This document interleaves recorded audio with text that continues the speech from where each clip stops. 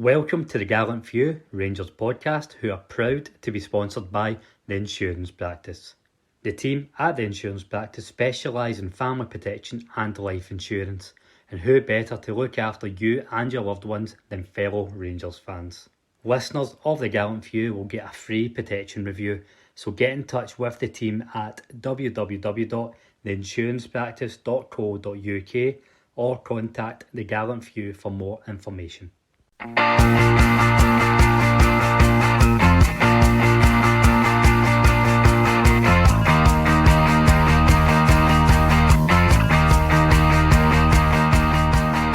Hello and welcome to the Gallant Few Rangers podcast. My name's Colin McDuff and I'll be your host for today. Joining me to look back over Rangers games against Motherwell and St Mirren are Ian McCready. Morning. And Craig McAdam. Hello. Tell you what, boys, this would have been a very, very different show if we recorded on Thursdays. Thankfully, we record on Sunday mornings or Sunday afternoons, so it's got to be a bit more positive than it would have been on a Thursday morning. But we'll start with Rangers 3-1 win at home to Motherwell in the league on Saturday. So, Craig, on the back of going out to the League Cup or going out of the League Cup on Wednesday night, everybody was looking at this game, waiting for the right reaction from the manager and the players. And the manager decided to go with McGregor, Tavernier, Goldson, Hilander, Barisic, Davis, Kamara, Arfield, Kent, Roof and Defoe. How were you feeling about that lineup before the game? In terms of starting lineup, I think it was probably the right call. We maybe went a wee bit more open during the week with just Zungu in there. And, I can understand why he brought in Davis and Kamara just to try and give us that wee bit of control in the middle of the park, which the way, I know we'll go into a bit more about how the game panned out yesterday, but I think it was important just to try and get a grip of the game, so that's why he's probably tightened up the midfield a wee bit. As the game went on, it's probably not the team that we maybe should have started with, but I think to begin with, we can't really have any complaints about the team he picked. And Ian, I heard on Clyde 1 that Gerrard hadn't won a game directly after going out of Cup in his time at Rangers.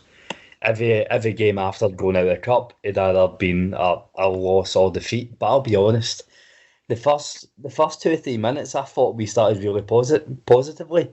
We had a couple of efforts with Defoe, and I'm talking about very early on, even free kick-off, Jermaine Defoe gets a shot away.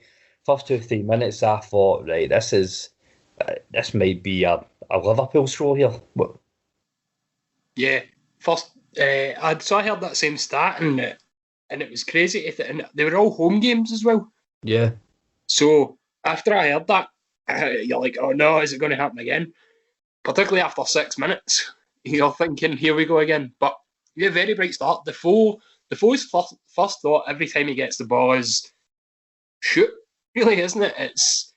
It just doesn't suit playing against that really tightly packed defence, though. I don't think it's just he's looking for that wee yard of space in behind somebody, and there's just no space at all yesterday.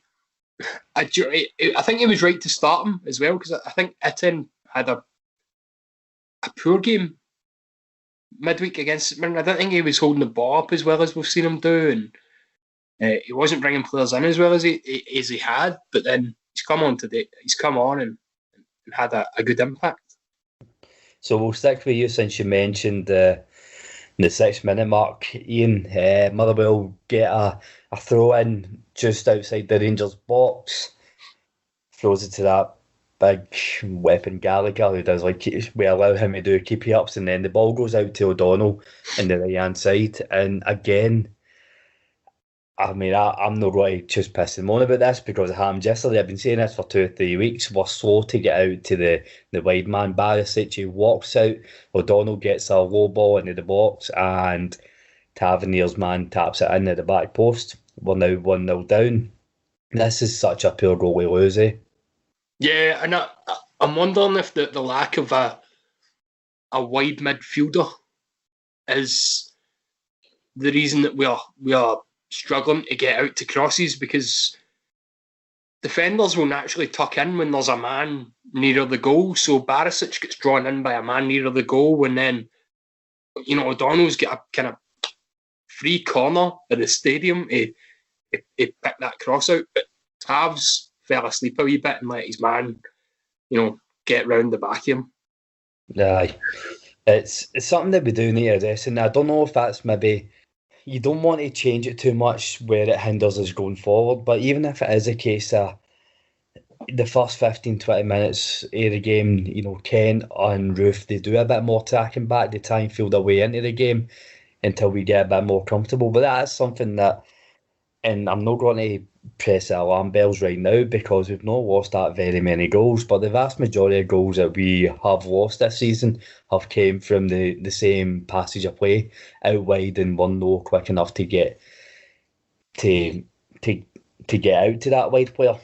So Craig, in that group chat we were in, the five of us, we got in a time capsule and we went all the way back to last season, because that's what it was like, where Rangers were 1-0 down.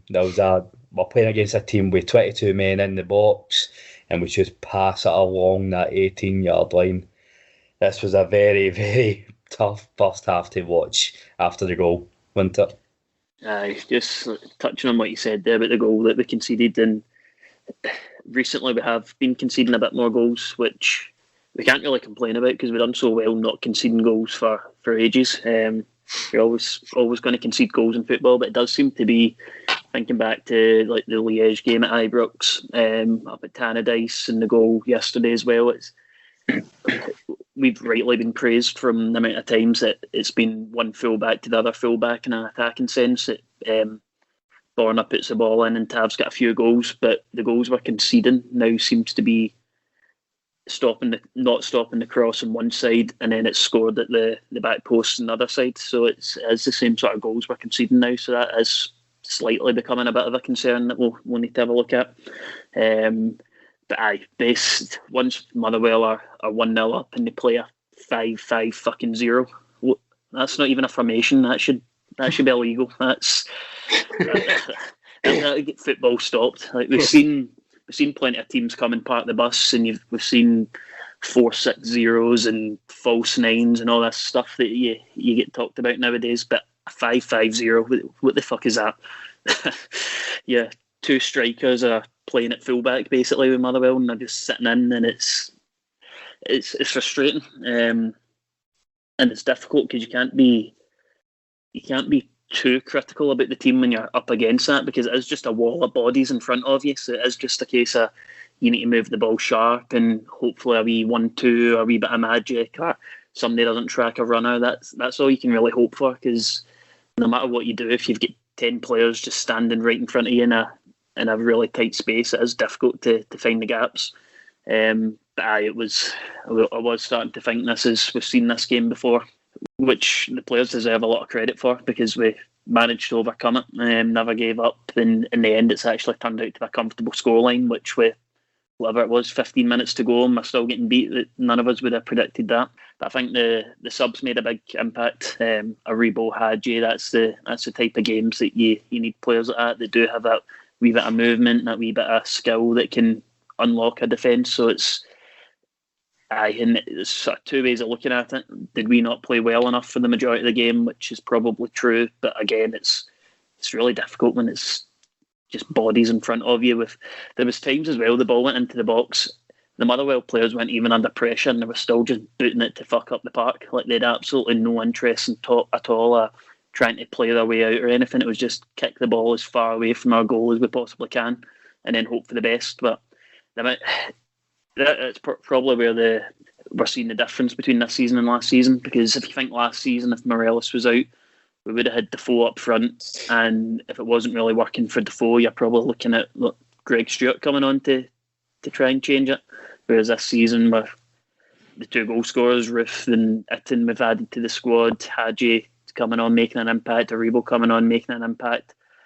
When they're coming off the bench, it just shows that the squad's improved so much from last season, because last season we probably would have been lucky to draw that game just because we wouldn't have had the squad to bring the subs on that could make the difference. So it's, in the end, I think we need to be delighted by it, because if you're going to win a league, that's exactly the sort of games you need to win. You're doing well said there, Craig. There was I think you've just pretty much summed up every one of my points for the rest of the second half. But no, they deserve credit, this team, but we'll call out the kind of worries, and that was a massive worry that just for close to 40 minutes, we just looked like we reverted back to type and we just lacked imagination. And I know it's hard against a team like Motherwell, where, as far as I'm concerned, Motherwell's the reason we're all in tier four, man. Like, they're all just cuddling together. That's how they're killing our spreads, man. But Ian, Craig mentioned a couple of subs. The first one, Aribo on for Kamara at half time. So, first of all, what was your thought on that actual change for the two players? And what's your thoughts on Gerrard actually making a sub before the 65th minute mark? Yeah. So I had said on one of the chats that I'd have him and Hadji on after 10 minutes. So I was a wee bit surprised. Wasn't surprised who he replaced. I feel that you were always going to leave Davis on, so it was only ever going to be Arfield or Kamara, and Arfield's a bit more attacking to start with. So I think Aribo, I don't know, I'd maybe have went Hadji first myself, but I feel Hadji's maybe got that wee killer pass a bit more than Aribo. But we know that the thing about Aribo is you can give him the ball with three men round him and in half an inch of space, and he's going to somehow manage to wiggle his way out of it. But I felt that we did have to make a change, and quickly. And the halftime change was very surprising. I thought he'd wait at least 10 minutes. But I think we will see more of Aribo and Hadji if teams are going to now just sit in and try and frustrate us again.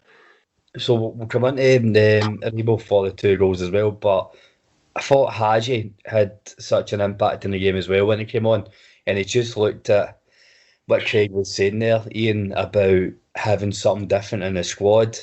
Last year, you were either swapping like for like, or you were swapping Morelos for somebody like Greg Stewart. And no harm to Greg Stewart, but he's no what we need to go and win leagues, basically. But I thought Hadji, that's what I love about Hadji. He wants the ball every time. It doesn't matter if he's got 4 players on him, if he's in his own half, or if he's outside the box. He wants the ball all the time. I thought he had a decent game when he came on last night, Ian. Absolutely. Definitely him, and I think all the subs had an impact yesterday, didn't they? They all contributed to winning the game in the end. So yeah, I think the difference now as well is when you see the subs coming on, they're all international players. It's not former Aberdeen and Kilmarnock players. It's, the guy's a Swiss international striker we're bringing on instead of Greg Stewart. And Romanian and Nigerian internationals, that's the difference. Being able to bring international quality players off the bench is a massive step up from last season.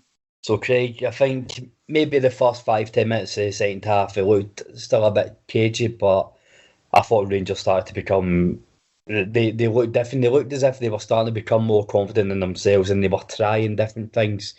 What I liked was the difference between the first and second half and what we were trying. The second half, we couldn't get through the middle, so we were just passing along the 18-yard box. So the first half, we couldn't get through the middle. We were passing along the 18-yard line and then putting a ball in for their 6'5" defenders to clear away.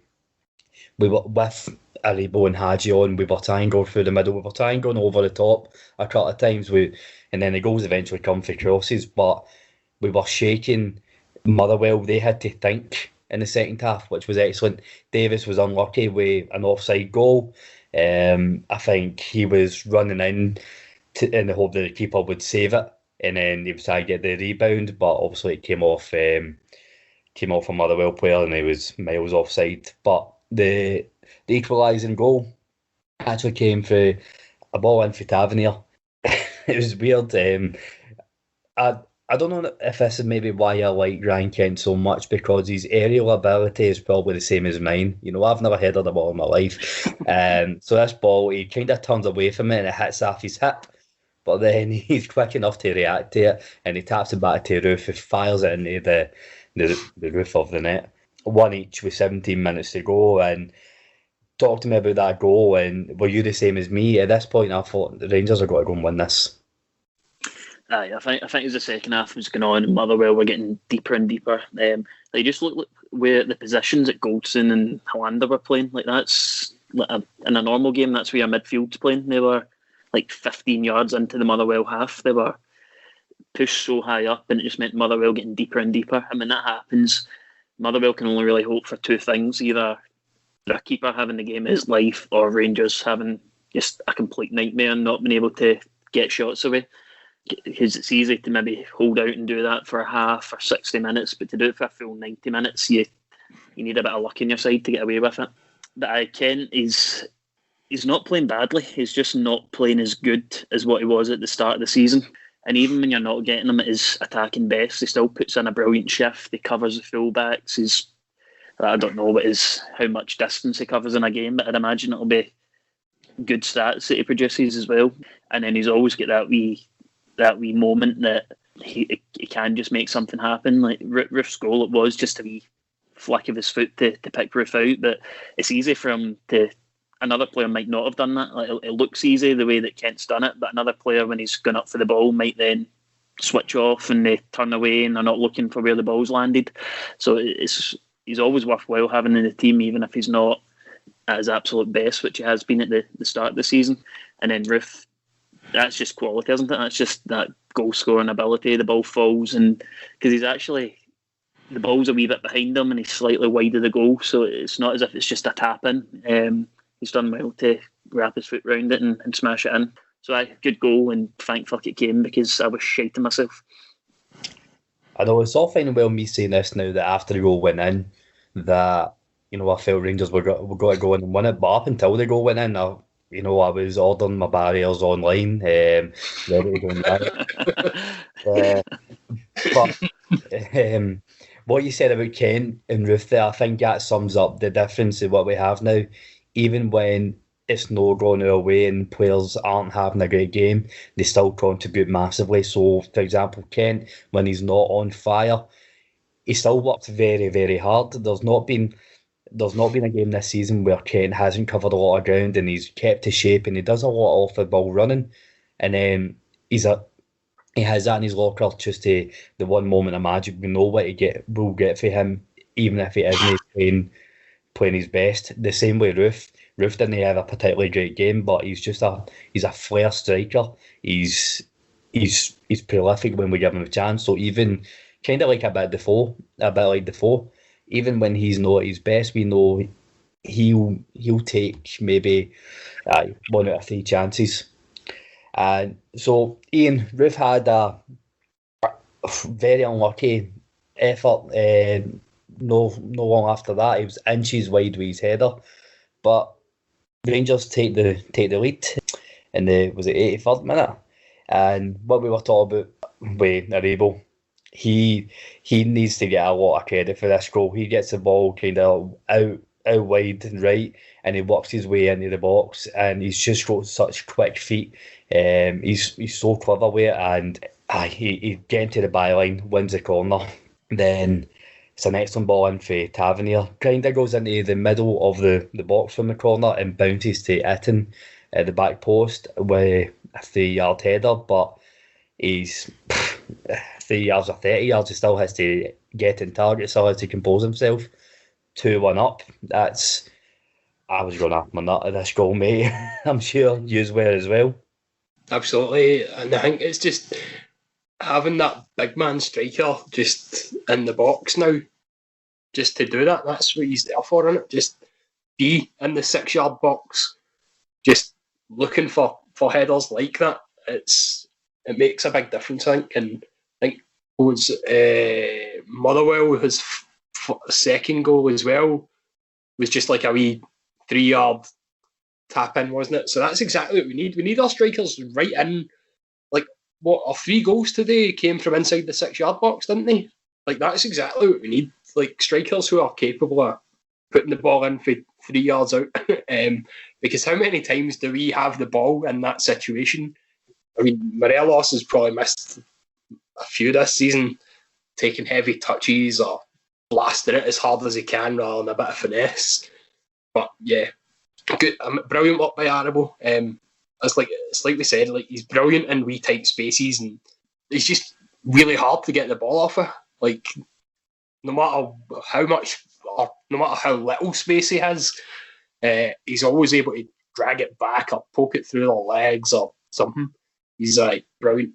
So Ian, sticking with you, I actually very, very enjoyed the next 6-7 minutes of the game. Probably just as much as I enjoyed any of the goals. I've never been one for complaining when a team like Motherwell will try and run down the clock when they're getting out of the eyeballs. I've never complained with that, so I feel morally, I have every right to fucking enjoy when my team become the masters of shithousery. Started with McGregor going down with Camp. First time in his life. Is he doing okay? Have we had an injury update? I'm concerned about McGregor. Aye, first time in his life he's ever had cramp, and it just happened to come when Rangers went 2-1 up.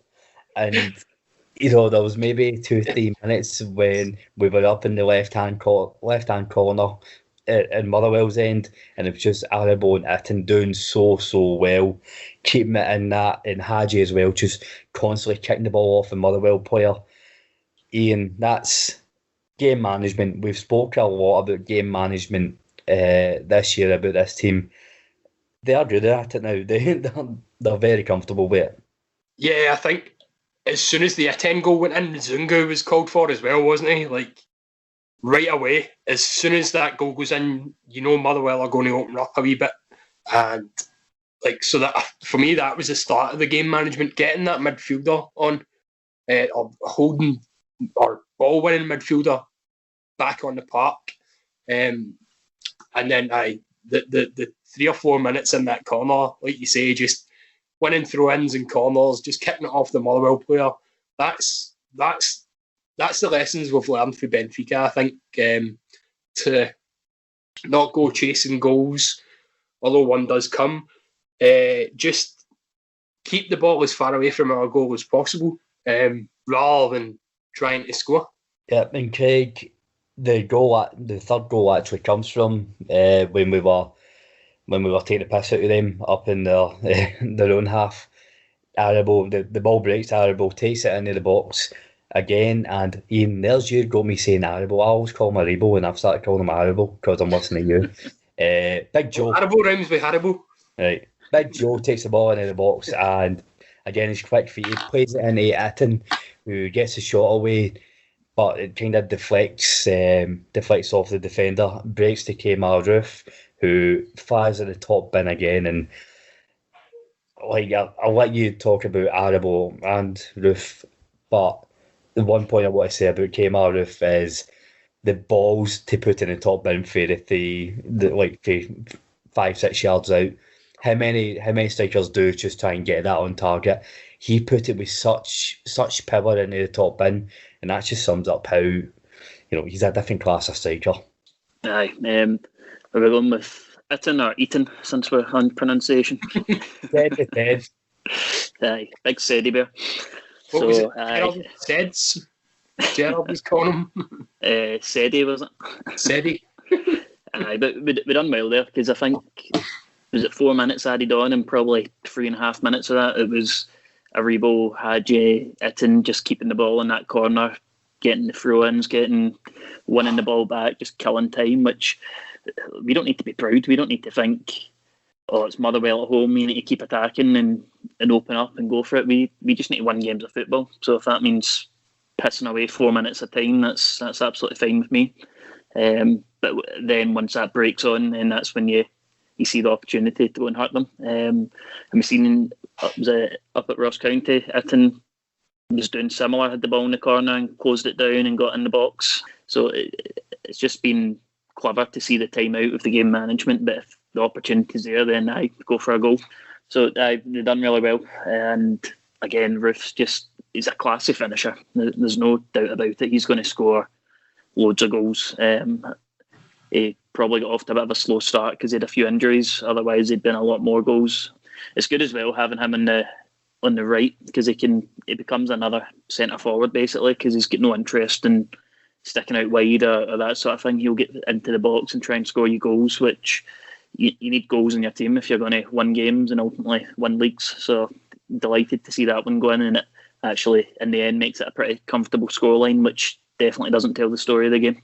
No, at half time there was absolutely no chance I thought this game was going to end up 3-1, but there you go. So we're going to talk about how this leaves us in the league and the games coming up, because we've got quite a big 2-3 weeks coming up. But boys, I'm sorry, we're going to have to mention it. Wednesday night, we're going to have to talk about it a wee bit. We'll not spend too much time on it because it's good to be in a good mood again. But Wednesday night, Ian, I'll start with you. We won't go through goal by goal, but I thought Rangers started very well in the first half here, and goals. Your man Golson kidding on, he was Ibrahimovic there, taking the past players, running in the box, and a striker's finish. But we let St Mirren into this game with that penalty, and I think we didn't get a grip of the game after that. Do you think this was just an absolute mind fart, or it was just what are you putting this down to? Well, due one. I don't know. I mean, what is it? 27 games we had gone unbeaten. I mean, we were due a defeat, I suppose. I'm putting it down to a bit of like the intensity wasn't there, like it has been. We were sloppy. I mean, giving the ball away a lot, and I don't want to throw him under the bus, but Calvin Bassey's had a bit of a nightmare. Definitely his worst game for us so far, but hopefully he learns for this and he comes back stronger. We've seen that happen before when Katic got dropped out the team. He came back much better. So hopefully what happens now with Bassey, the same thing, where they go away and really work with him more on a kind of defensive aspect of his game, and we see him come back a better defender. He wasn't on the pitch for the last goal, so you can't really blame him.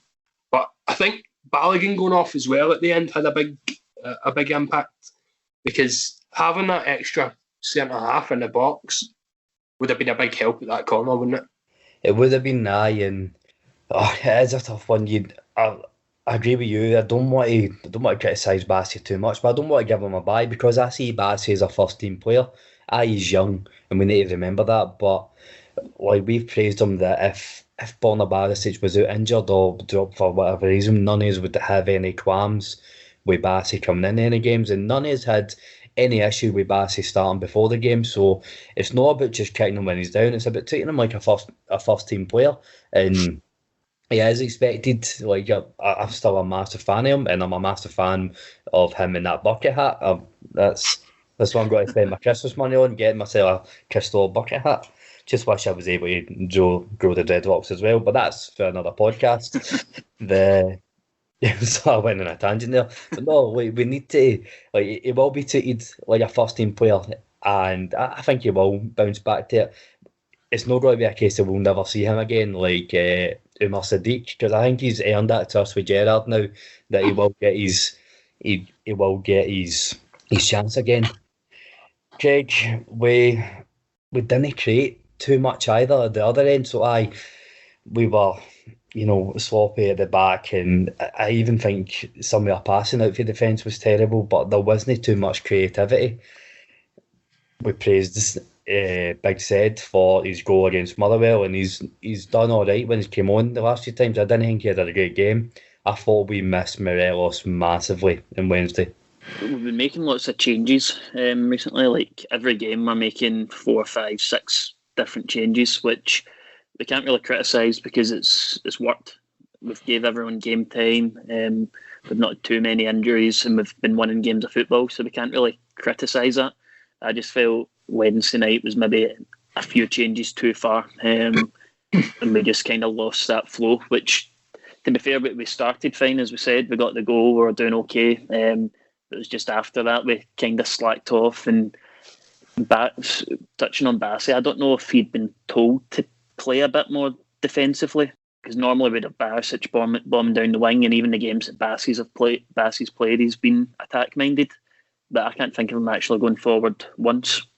St Mirren, to be fair to them, deserve a wee bit of credit because they did actually play quite well, and they didn't set up with a 5-5-0 like Motherwell. They were giving it a go and they were trying to play a bit of football.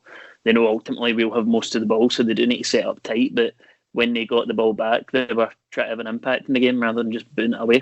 So Bassey, as I say, I don't know if he was just having an off game or if something was wrong with him, or if he'd been told to sit a bit deeper.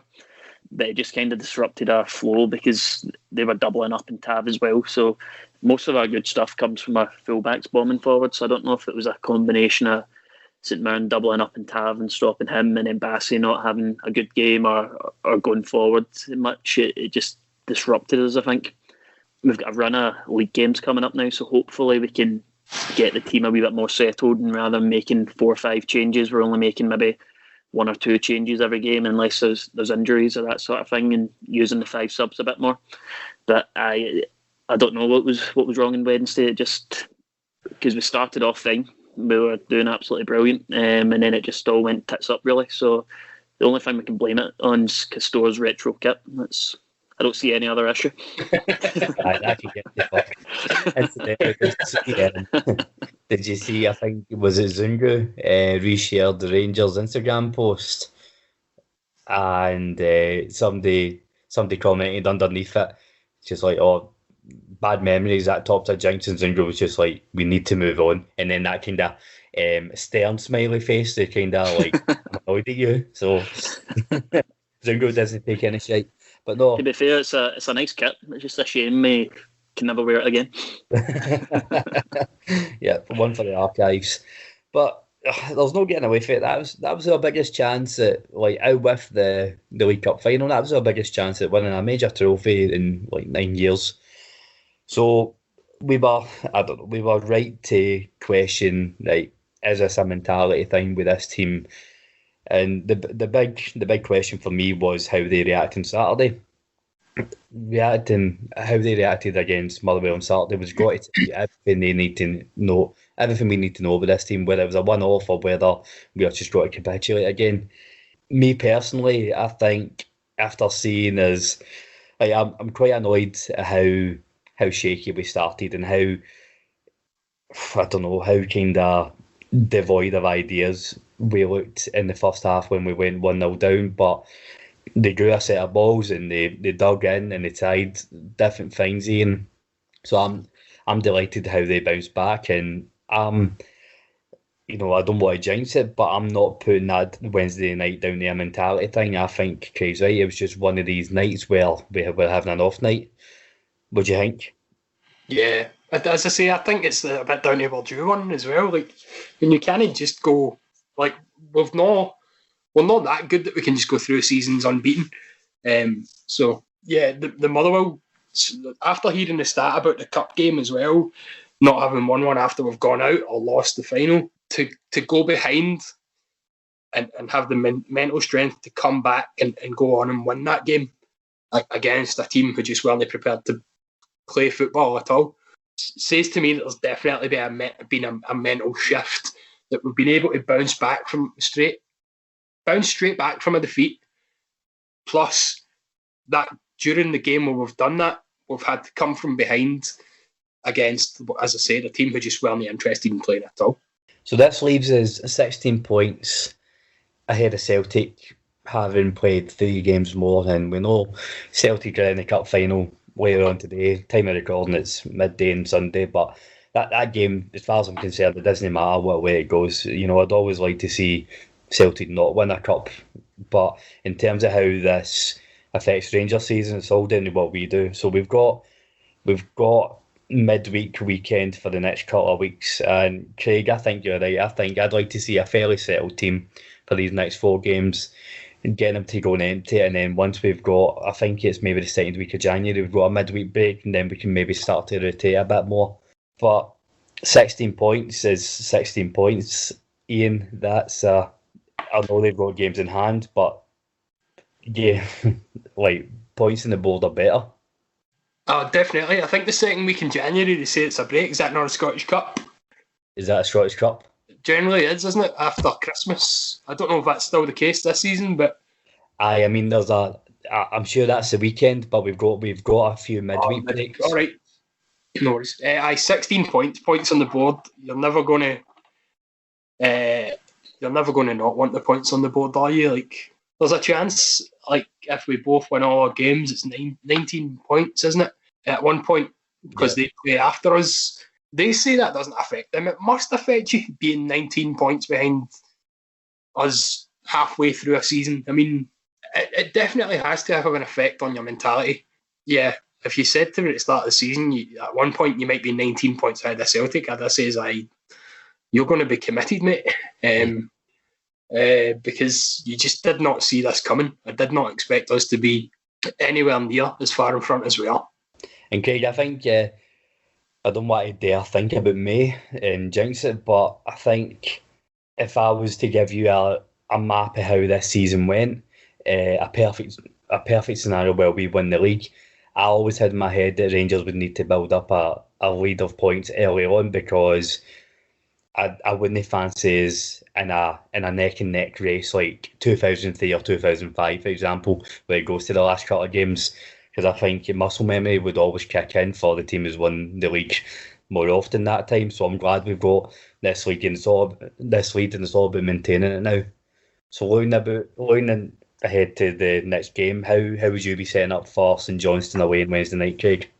As I touched on there, I hope we sort of settle down a wee bit. Don't make too many changes. It's, as I say, the 4 or 5 changes a game. It's worked for us up to this point, but now that's been swapping between the league, Europa League, and then cup games. So now we've just got to run a cup game of league games, and we just need to make sure we win. That's all that matters. I don't care if it's games like yesterday, if we're beating teams 5-0, if it's last minute winners. I do not care. We just need to win games of football. I think the only 2 changes I would make is, and I mentioned Kent, how even when he's not his best, he's still effective. But I would take him out for Wednesday night, I think, and give Hadji a shot. I think Hadji's done well the last couple of appearances he's got. Kent, as I say, he's always involved in the game. He's never a passenger, and Gerrard might be tempted just to keep playing him and hopefully plays himself back into form. But the other way of looking at it is, if he is struggling a wee bit, he might actually get things. His form might get worse because he's trying too hard to make things happen. So I think Hadji deserves a shot for him, and you can still get Kent on for the last half hour or whatever. He can still have an impact in the game. And I'd bring a Rebo in as well. Who you bring him in for is probably up for debate. You could put Roof in for Defoe up front and then play a Rebo on the right, or you could maybe look at taking Kamara or any of the midfielders actually, Kamara, Davis, Arfield, taking one of them out and putting a Rebo in. So there's definitely options for who you swap him for, but that would be my 2 changes. Would be Hadji in for Kent and then a Rebo in for, as I say, it's maybe 4 players he could come in for. So I would like to see him playing anyway on Wednesday night. The question I have for Wednesday night is about Alfredo Morelos. So last week we called it. Well, sorry, I called it. I'm claiming to be in the know now. I said that. I thought it should have been a red, and I think I'll be going to. I think he'll get cited for it. Lo and behold, a couple of days later, he got a 2-game ban retrospectively. So that covered him for the St Mirren and Motherwell game. So he's available for selection for St Johnstone. Do you start him, or do you have him involved in any way? I think at half-time in the Motherwell game, it was a definite, wasn't he? He was straight back in. I'm not so sure. I don't know. I probably would. Probably for me. I mean, I think we missed his link and hold-up play, definitely against St Mirren, because it just wasn't coming off for E10 that night.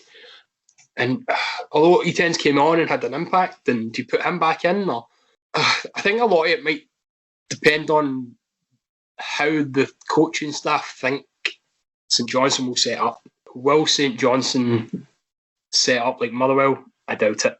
Not many managers who have any kind of sense are going to set up that way, because it's just stupid to not have an out ball. At least you just 5-4-1 or 4-5-1 and at least have an out ball. For me, I probably would play him because you'd fully expect him to play against Hibs, so you probably want to get him minutes again. So for me, yes. It's a tough one because I want him in the team, but at the same time, I want him to stop being a fucking idiot. So, how does he learn? Don't think that's going to happen anytime soon.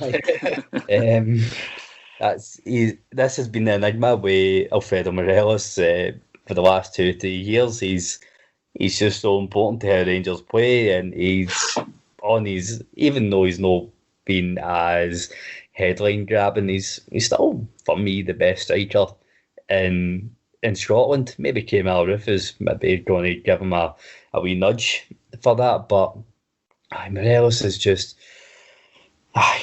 I'm just so annoyed him. I'm so annoyed him. But no, time will tell if he does start. But if he really has to, he really has to get a grip. He has cut out a lot of the stupidity, but that was just it was unnecessary last week. So I just hope that whatever, if Gerard's had a talk with him, learned a bit of Spanish, swear words or whatever, told him to up his game. We need him. We need him available going forward if we are to maintain this level. So we'll move away from the football. A couple of other pieces of news came out from last week. We all touched on the draw, who we were predicting, who we were wanting to avoid. I think most of us agreed that we wanted to avoid Real Sociedad. I didn't want a dodgy trip to like Greece for Olympiacos or anything. Craig, we ended up with Royal Antwerp. What's your thoughts on this one, mate? Based on a quick Google search of 2 minutes to build my knowledge of them, I would say they're probably similar standard to Standard Liège. I thought you were going to say they're Belgian. They're from Belgium. Pass over to Ian now. No, but I think I've not actually looked if they were playing this weekend, but last week I'm sure they were joint on points with Standard Liège, and they were, was it 6th or 7th in the league or something like that when they played each other. I'm sure they drew one each, so it's not. I think it's a pretty good draw for us. Travel wise, it's pretty good as well. So it's as good as we could hope for. Just need to see what happens because it definitely won't be an easy game. But I don't think it's anything that we should be afraid of, and we should be getting into it confident and expecting to get into the next round. No, I think that sums up the majority of teams we could have got there. You don't get any easy draws at this level, but at the same time, Rangers are more than proven their worth to be in this stage of the Europa League. So I'm still maintaining, like same as you, if Rangers turn up and play their best, then we should be confident we can go and get the result. The AGM was midweek last week as well, and we're not going to patronise the listeners and say that we know what the fuck's going on. We've seen the headlines like everybody else. It's for none of us are that intelligent. But one thing that did come out was that they were looking at potential expansion plans. A couple of the kind of rumoured ones, Ian, where both of them looked as if they were going to get rid of the big screens at Ibrox. And there was one where it was kind of partially infilled. It was kind of like 2 wee separate sections, and another one looked as if it was going to be like a tier all the way around for the Brimley and Copeland rear right into the Sandy Jardine stand. Also, that would get you more seats. How are you feeling about any sort of expansion in Ibrox? For me, I think I'd love the more fans you can get in there, the better. I'm not after the big tellies. I'd love to see more fans, but how are you feeling about it? Yeah, I think the more fans we could get in, the better. The two drawings that you're talking about, the one where they had made it like one continual stand from the Copeland to the Brimley, that definitely looked a lot better. And it looked like it would probably give you a higher capacity as well. And you could always stick the screens up on the Brimley and the Copeland, couldn't you? I mean, the other lot have got theirs up in their stands, don't they? Up on the roof. So we could always put them up there if we want to keep them. But do you know what? We don't really use them for, like, it was just for showing us that daft loving cup thing. That's the only thing I can really think. If there was no screens, I wouldn't be disappointed. Good, and hopefully we get more detail in that pretty soon. But I'm loving just how much onus is going in to the redevelopment of Ibrox and the surrounding areas and stuff, and it's so long overdue, I think, and it's good that it's in the forefront of the board's mind as well. Just quickly before we finish up, just seeing it's been announced that the only place to watch Rangers game on Wednesday night is St Johnstone TV, and for the privilege you can pay £17.50. That's a joke to pay for a single game of football. That's and I'm going to send all your hypocrite because I'm probably going to pay it, get a dodgy link, but no, that's just bending football fans over the barrel, isn't it? I think, see, like in this day and age, like every game of football you should be able to see.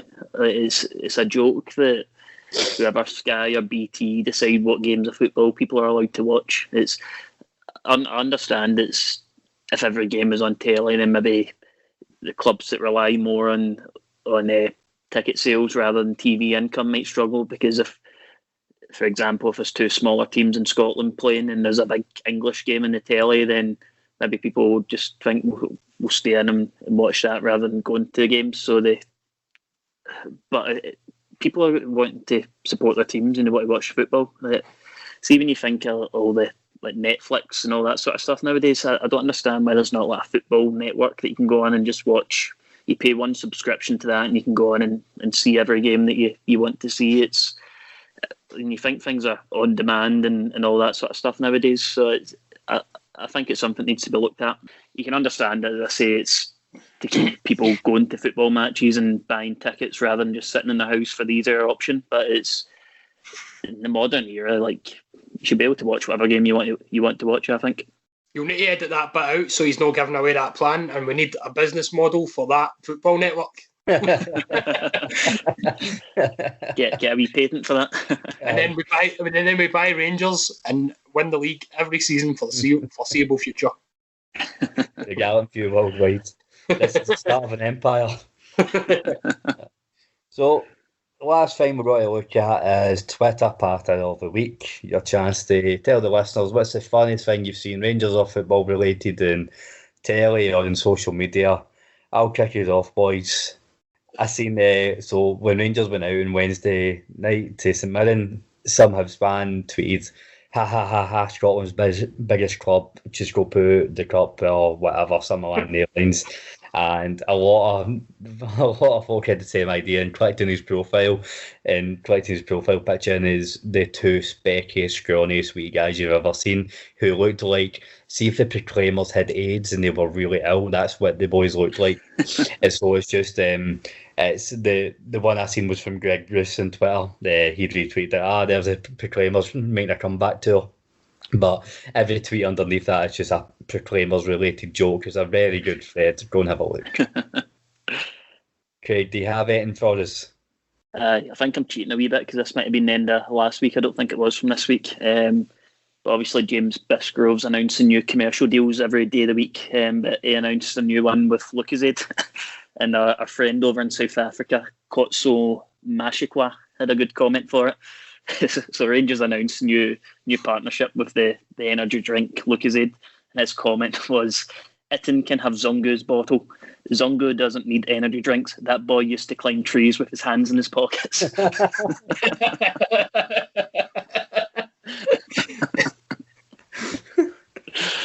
Oh, that's tremendous, man.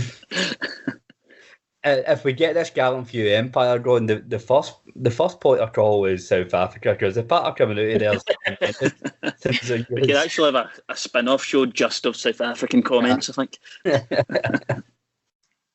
The J-Berg View. So that brings us to a close for this week. We'll be back next week to look at Rangers games against St Johnstone and Hibs. And hopefully it's 6 points out of 6 points. But all that's left to do is thank Craig McAdam. Cheers, boys. And Ian McCready. Thanks for having us. And thank you to all the listeners who's not only just listened to this show, but everyone since we started the last few months. And just to wish you a very Merry Christmas when it comes. Hope you, all your friends and family stay safe and have a wonderful time. Take care.